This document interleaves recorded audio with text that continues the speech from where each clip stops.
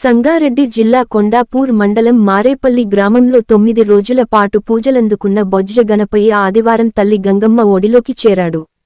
స్థానిక శ్రీ లక్ష్మీనారాయణ స్వామి ఆలయంలో వినాయక నవరాత్రోత్సవాలను పురస్కరించుకుని ఏర్పాటు చేసిన శ్రీ మహాగణపతిని భజనలతో ఊరేగింపు నిర్వహించారు. అనంతరం స్థానిక చెరువులో నిమజ్జనం చేశారు.